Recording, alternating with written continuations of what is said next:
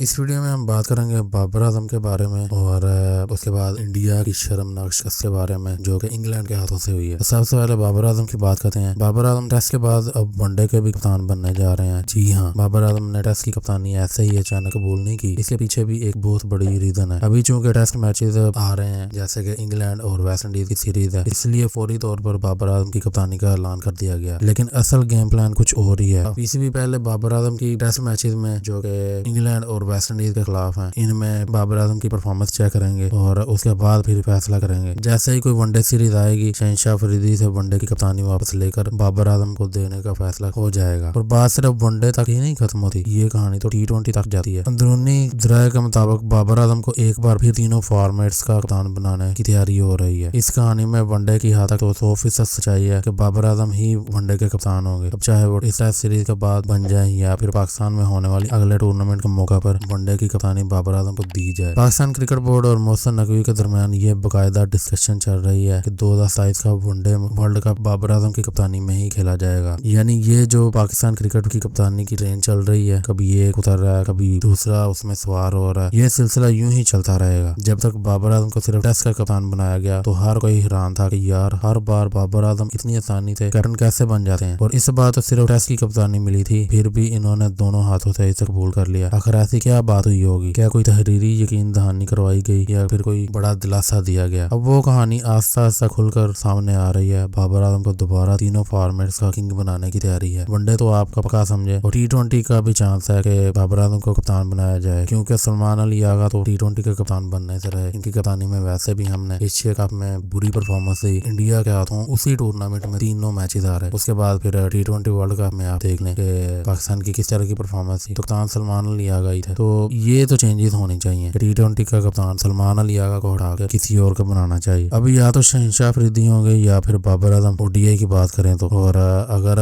वैसे देखा जाए तो फैंस तो बाबर आजम को ही चाहेंगे कि वो ODI का कप्तान बने। अगर हम मादी का रिकॉर्ड देखें तो ये फैसला गलत भी नजर नहीं आता। बाबर आजम और शान मसूद का कंपैरिजन करें तो टेस्ट कर रहे हैं तो बाबर आजम की कप्तानी में पाकिस्तान ने 20 मैचेस खेले, जिसमें 10 मैचेस जीते और 6 हारे। इसके बाद 4 मैचेस ड्रॉ हुए। अगर शान मसूद की बात करें तो उनकी कप्तानी में पाकिस्तान ने 14 मैचेस खेले, जिनमें सिर्फ 4 जीते और 10 मैचेस हारे, जिनमें ये रिसेंटली हम बांग्लादेश से सीरीज क्लीन स्वीप भी हुए और कप्तान शान मसूद ही थे। अब नंबर्स को देखकर समझ आता है कि कप्तानी एक जो डिजर्व करता है प्लेयर उसको ही देनी चाहिए। लेकिन वनडे भी बाबर आजम के पास जा रहा है, ये आप अगले चंद दिनों में खुद देख लेंगे। पहले ही खुद मीडिया में खबर फैलाएंगे, जैसा कि इंडिया में होता है। अगर कोई BCCI या ICC ने कोई बात करवानी हो तो पहले मीडिया में खबर फैलाते हैं, और इसी तरह पाकिस्तान में भी हो रहा है। अवाम और माहरीन का रद्द-ए-अमल देखेंगे। अगर अवाम और मीडिया का रिएक्शन पॉजिटिव रहा तो पूरी तौर पर ऐलान कर दिया जाएगा। यही वजह है कि अभी तक वनडे और T20 का जिक्र नहीं किया गया, ताकि पहले ये टेस्ट मैचेस पुरसकून अंदाज में हो जाएं और इसमें परफॉर्मेंस भी देखी जाए। अगर पाकिस्तान वेस्ट इंडीज के खिलाफ सीरीज जीत जाता है और बाबर आजम शानदार परफॉर्मेंस देते हैं तो फिर आप क्या समझें कि 2027 का वर्ल्ड कप बाबर आजम की कैप्टनसी में ही खेला जाएगा। और इनके पास पाकिस्तान को वर्ल्ड चैंपियन बनाने का एक और सुनहरी मौका है, क्योंकि इनकी कैप्टनसी में पाकिस्तान ने 2021 का वर्ल्ड कप हारा सेमीफाइनल में, उसके बाद फाइनल में पाकिस्तान हारा। तो बाबर आजम ने as compare to other captain अच्छी परफॉर्मेंस दी है। वो तो अनलकी रहे कि इनकी कैप्टनसी में पाकिस्तान कोई टाइटल नहीं विन कर सका, चाहे वो ICC का हो या फिर एशिया कप का। सीरीज पाकिस्तान ने विन की है, लेकिन अगर टाइटल विन करते तो